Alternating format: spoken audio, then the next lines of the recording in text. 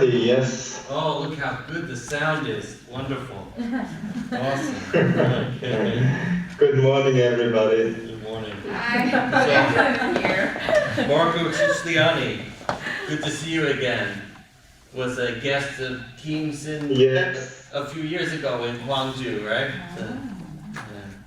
Anyway. Yes, that's correct. He's our last speaker for today. He's going to speak to us a little bit about virtual 3D environments as compositional and performance spaces. So welcome, Marko.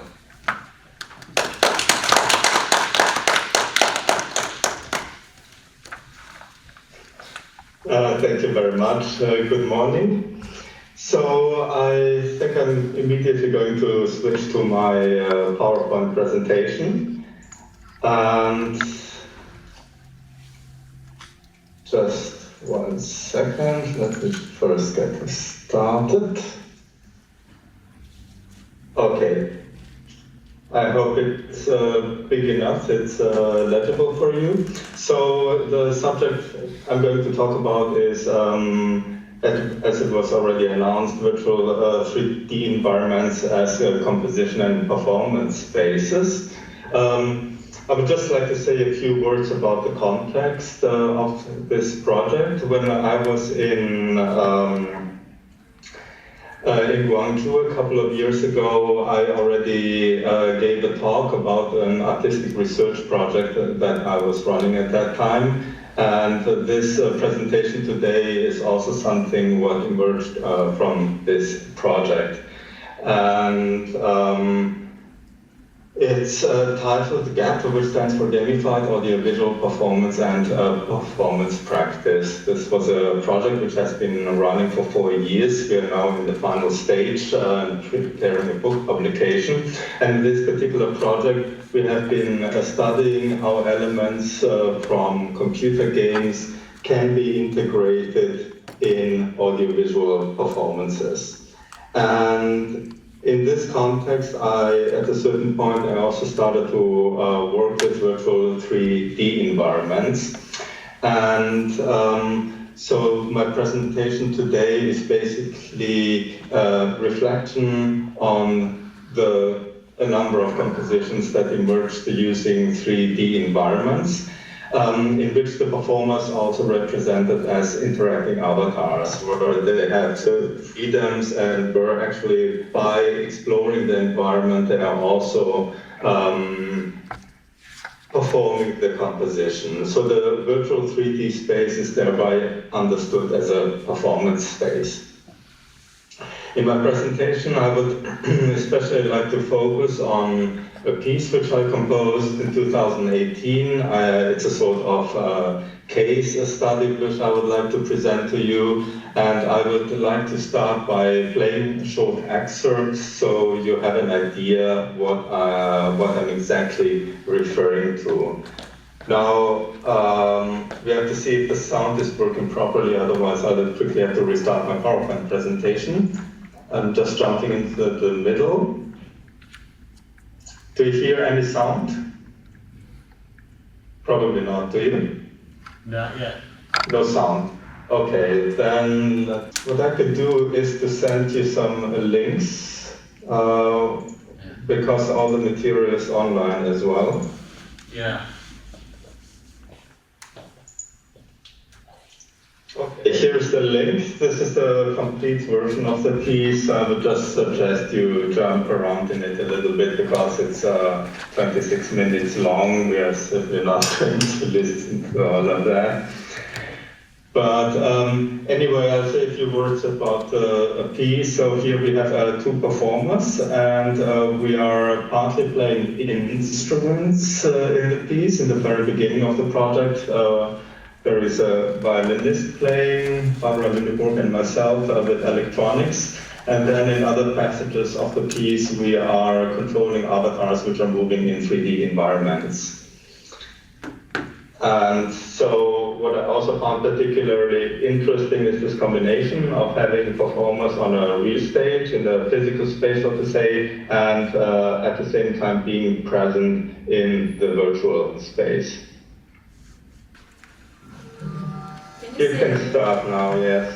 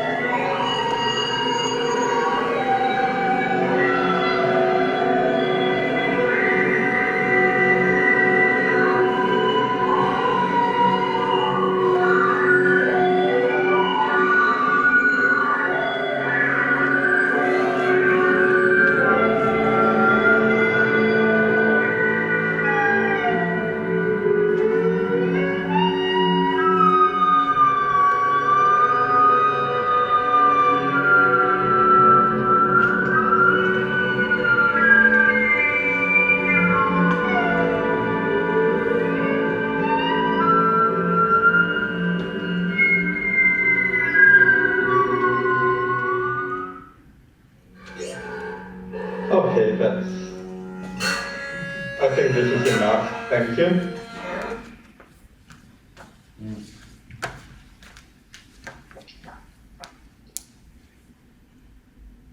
So when I started to investigate this, or also in the process of composing this piece, I was struck by the fact that basically any changes I made in the environment had some sort of a musical consequence.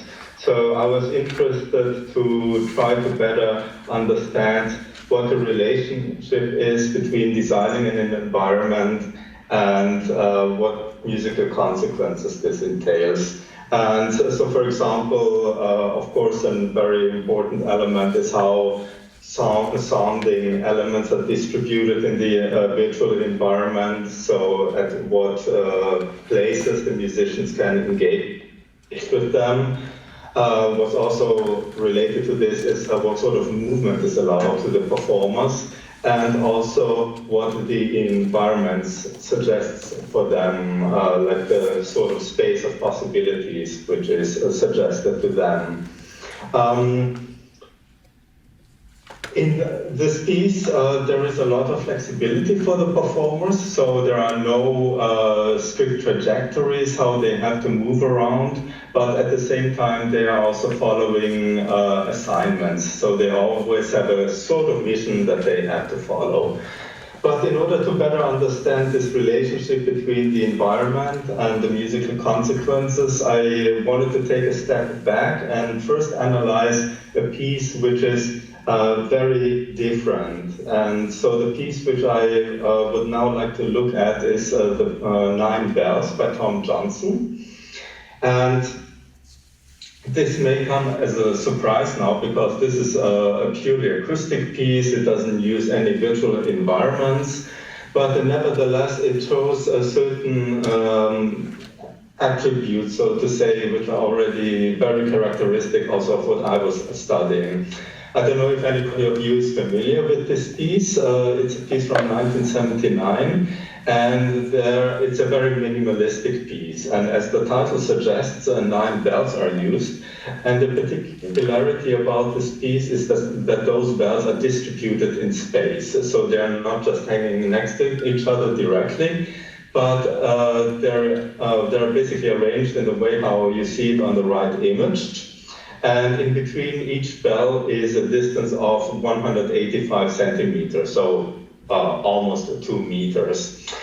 And when the percussionist plays this piece, he or she has to move along certain trajectories, which you can also see in the image on the left. So there are 9 different movements, and each movement is characterized by a particular motion pattern. And so here I already found this sort of interrelationship, which I find also very relevant for the use of 3D spaces. So the question, how do I distribute sound-producing elements in space, and what possibilities of movement do the performers have in order to reach them? To give you an impression of this piece, now you're again not going to be able to hear this, but I will nevertheless play it because I think the visual impression is also very important. So what you see here is a performance by Adam Weissman. So this is the original performance.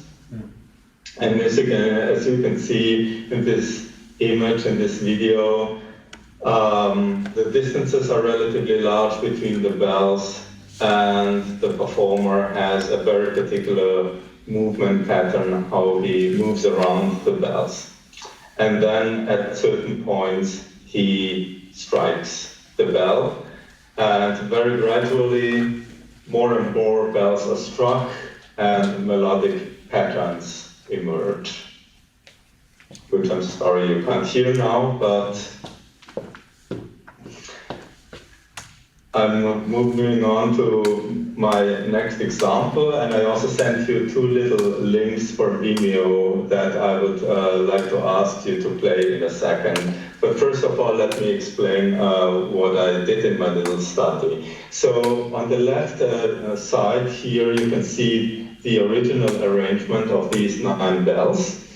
And then I moved those bells around, and I wanted to see how the piece would change if the arrangement, the spatial distribution of the bells in space is changed. And in order to investigate this, I made two little computer simulations. And so I would like to ask you to play the first one, which I posted in the chat window. This will bring you to a simulation of the original version, but in a sped-up fashion. So you will hear what you just saw by Adam Weissman, but in an accelerated way, simulated in a virtual 3D environment. Would you be so kind and quickly The next link, Vimeo. Play this link? So it's the one underneath the piece which you just played.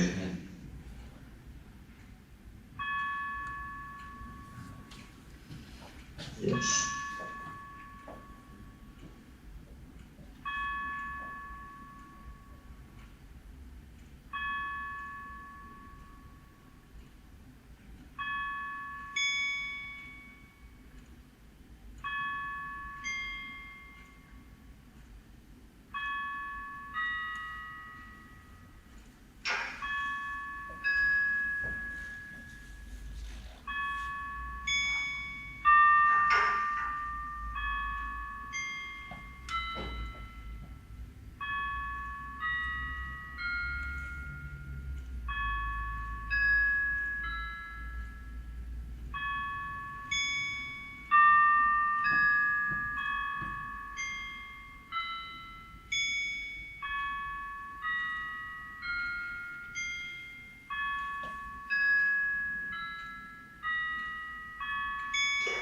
Thank you. Can you now play the next example right away? So you have the direct comparison, please. Sure.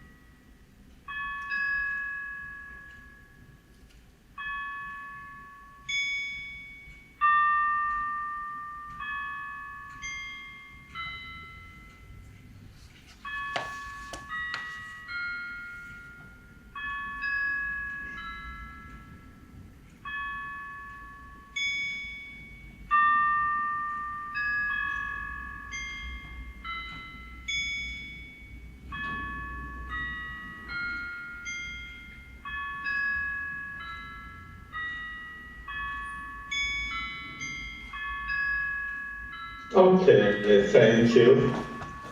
Sure. So what happens in these two examples is not really surprising.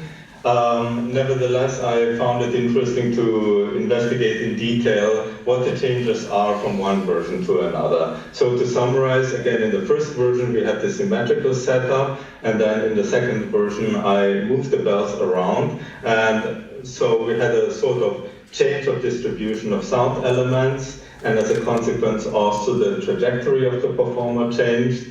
And obviously this had an effect on the rhythm. And although the melodic sequence remained the same, it also appeared differently because as a result of the new timing, so to say, there were also points of emphasis in the melody. For example, sometimes you suddenly have an impression that you have an accentuation coming from an upbeat, which was not there in the symmetric version. And in summary, of course, the symmetric version also gives us something which is very evenly paced in a musical way, whereas the variation which I made feels altogether more irregular, maybe more disordered, but in certain ways also more elastic. And what I also found interesting is that when you watch it, already in the beginning, while not so many bells are sounding, you can already, of course, see the asymmetry. So also the visuals are already anticipating the changes in the music.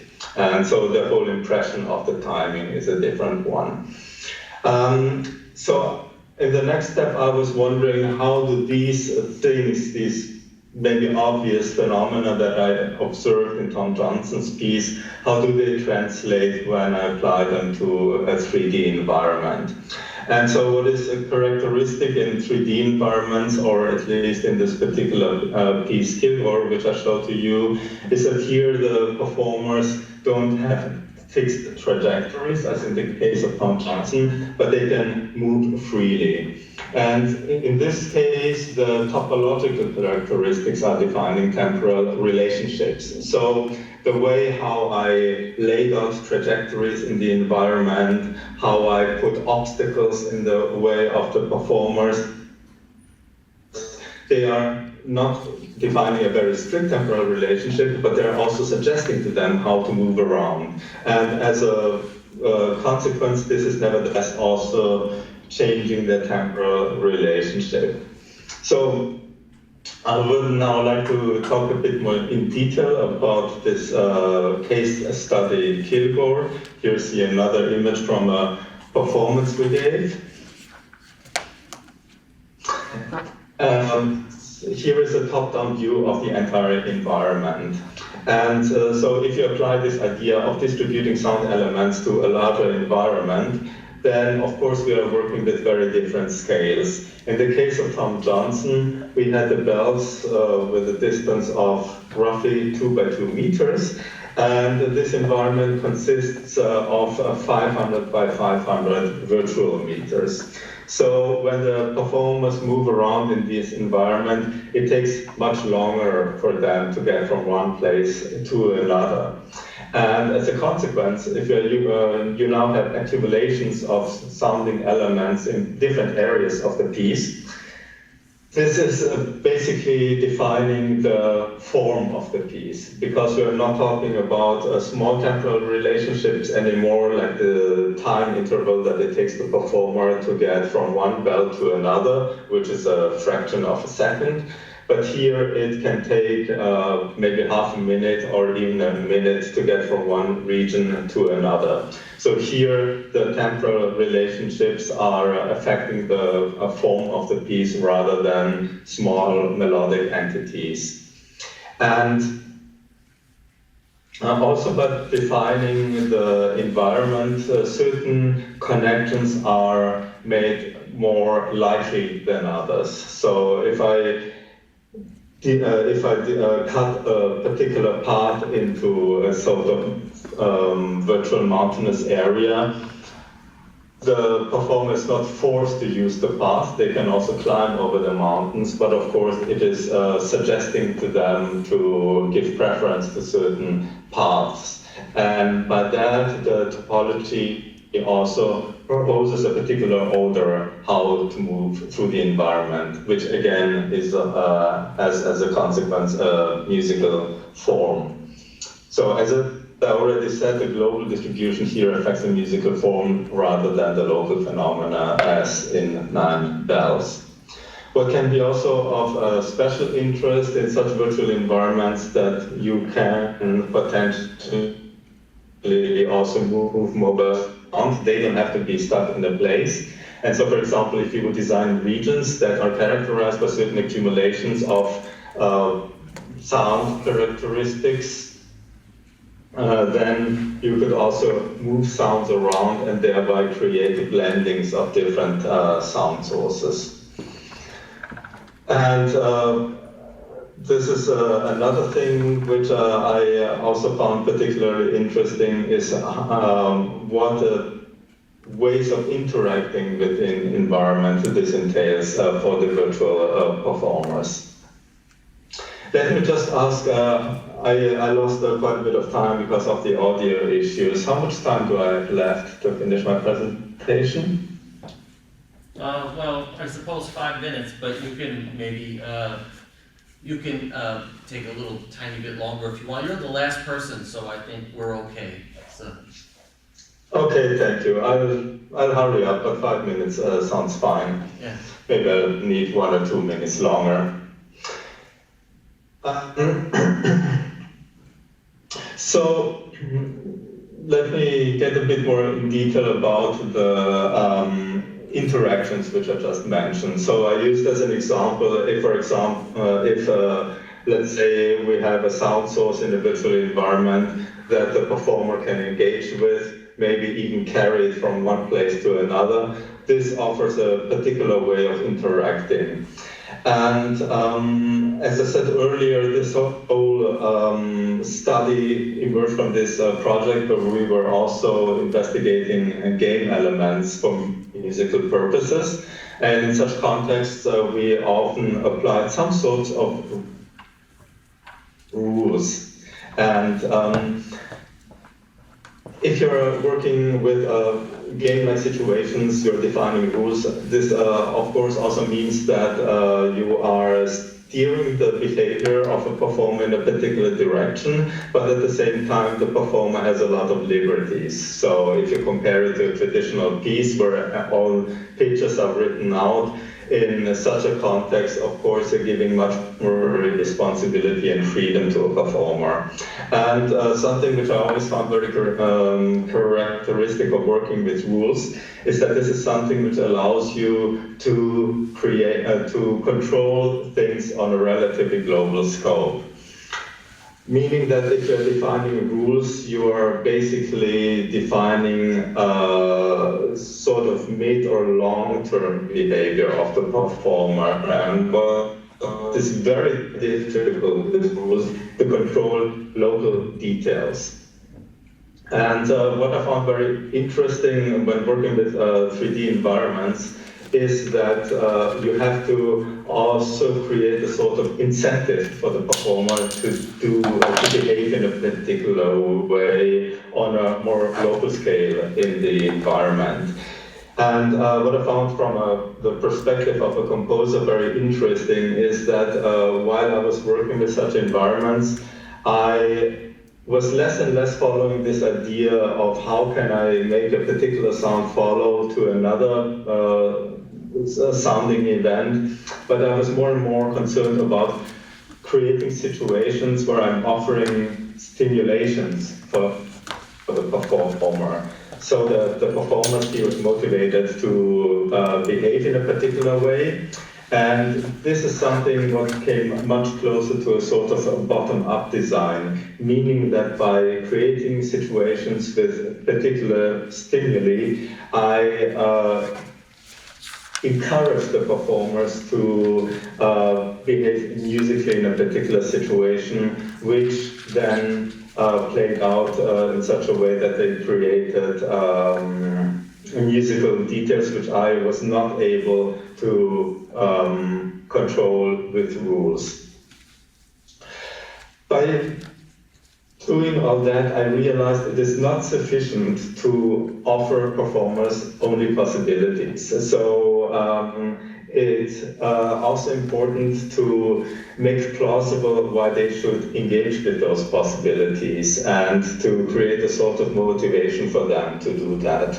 And this is something what then ends up creating a sort of sensation of a meaningful play, that the actions that the performers can do is not just kind of going through a menu of possibilities, but to give them a sense of meaning, that there are musical consequences, formal consequences, and consequences which actually give them the possibility of shaping the performance in the sense, and also giving it a sort of particular interpretation.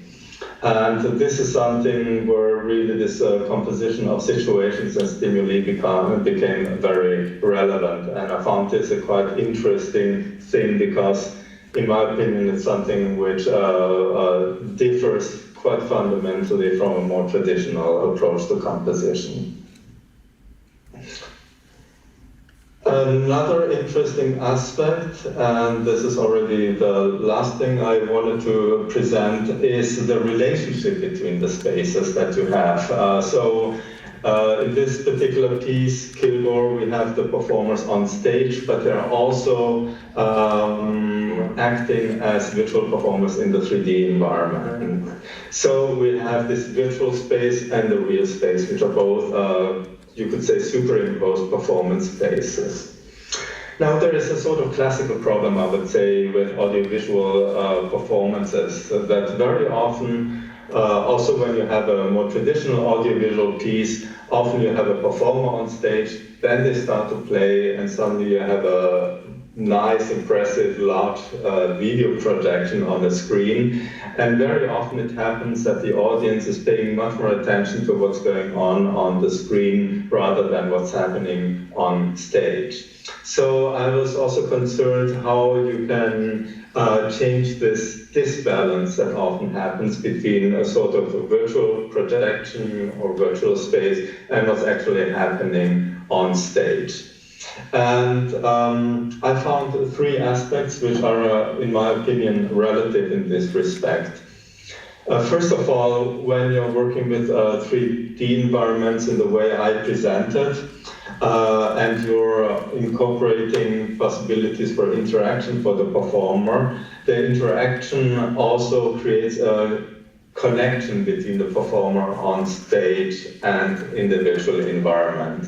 So, for example, if the performer on stage is triggering a particular action, it's the physical performer on stage who is then extended into the virtual space. So this is quite different than when you just have a sort of a video which is projected, where the video runs by itself.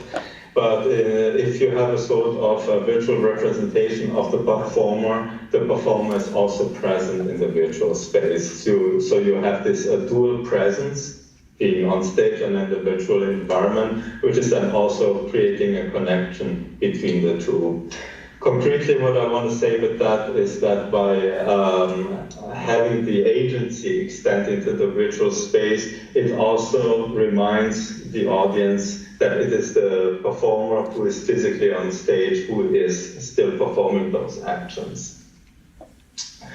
Then I also, the next point is that I found that especially single screens can be problematic. When you have a performance situation with a single screen, you often get this effect which I also refer to as a sort of cinematic situation. Cinematic in the sense that it's similar like when you're seated in a cinema, where you have one projection screen which is basically taking you into a sort of fantasy.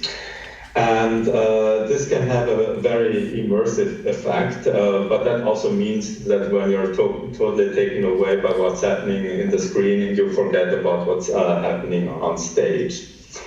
I noticed that when you have more than one screen, that the sort of gravitation of the screen changes quite fundamentally.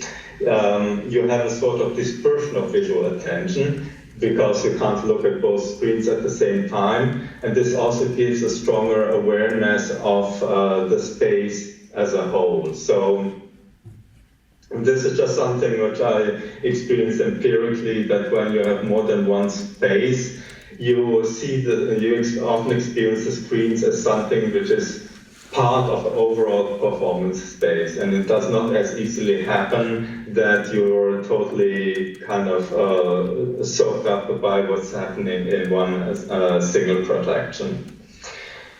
And then the third thing which I often found helpful in performance situations in order to emphasize also the stage events is to use light design. Quite often I also apply the light designs as a sort of extension of what's happening on the screen. So what I have been doing in technical terms is that I set up lamps in the space which are projected at the walls and the ceiling, and each lamp is just picking up the color of one particular area of what's happening in the projection screen. So basically it meant that what's happening on the projection was sort of bleeding into the space, because the color changes that were happening on the screen were also reflected in color changes on the lamps in the space, and so they were also kind of extended into the overall space, which also kind of emphasized the physical space that the audience is seated in and where also the performers are interacting.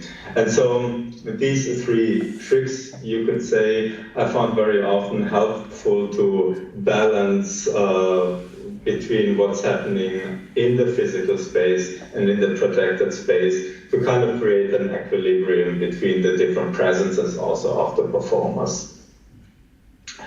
So basically, to summarize, these were like the most important points that I found interesting to investigate. First of all, the interrelationship between the physical space and, I wanted to say the first point was the interdependency between the designing of the virtual space and the musical consequences. Then the composition of stimuli in the virtual environment in order to guide the performers to behave in a particular way.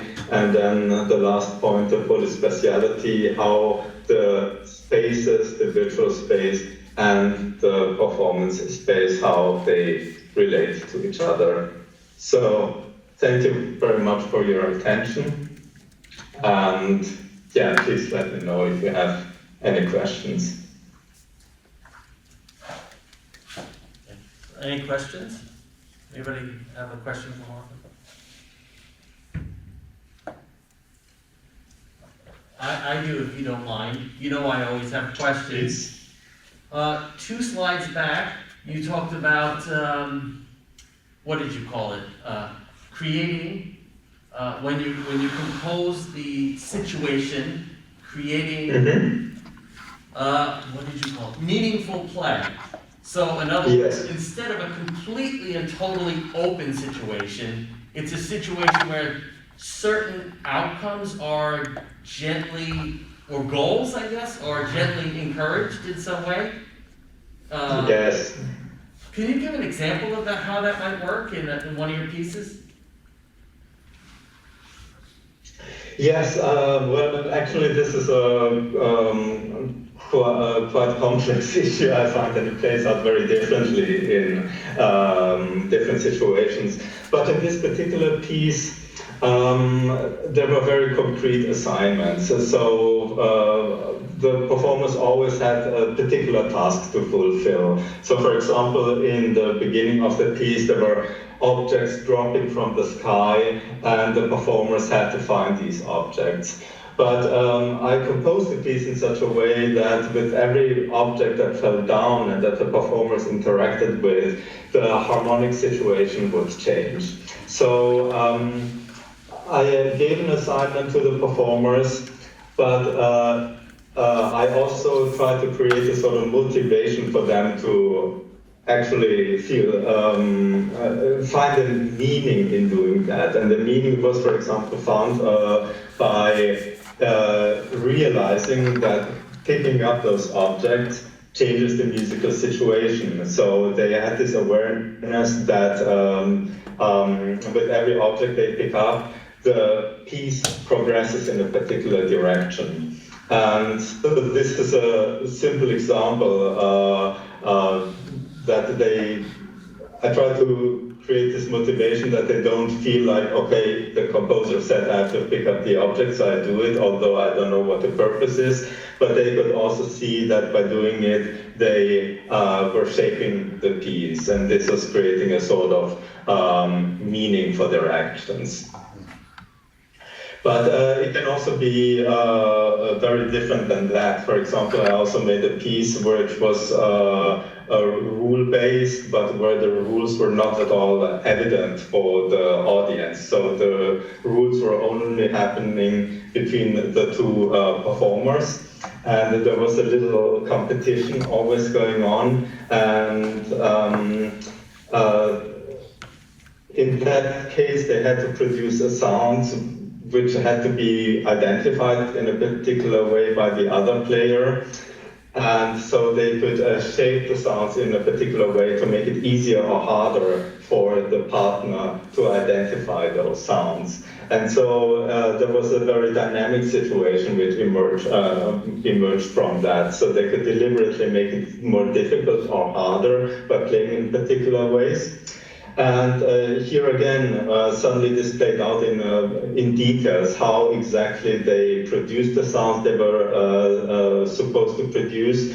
But on a longer scale, this also had consequences for the whole. I like to refer to this also as a sort of chamber musical situations, because every sound also affected the sort of interaction that was happening between the two. So these are just. I hope this makes it a bit more plausible, but these were two different ways how, for example, I tried to design this sort of meaningfulness that can potentially then be experienced by the performers. Yeah, it's a very interesting solution to the old problem, right? If you read a lot of, for example, Christian Wolff, who has a lot of game pieces, a lot of his pieces are so open that they rely entirely on the goodwill of the performer. So here you have kind of very gently composed the situation in which people are encouraged to behave in a certain way, but they still have a large amount of openness within the, to play and to explore themselves. So I find that very elegant solution. Yeah. I'm glad you're mentioning this example because I find this quite noteworthy that just offering maximum freedom can often lead to maximum boredom, because you get this feeling that you can do anything but nothing has real consequences, and therefore you very easily also experience a lack of motivation to do particular things. So I think it's important to find a good balance, because leaving a lot of flexibility to the performers, but at the same time also creating enough restrictions. So, because at the end of the day, these restrictions also, if they're designed in a good way, can create meaningful motivations for them. Any other questions? I don't want to monopolize. Anyone else? It looks like that's it. Then thank you very much for a really interesting paper. Thank you very much.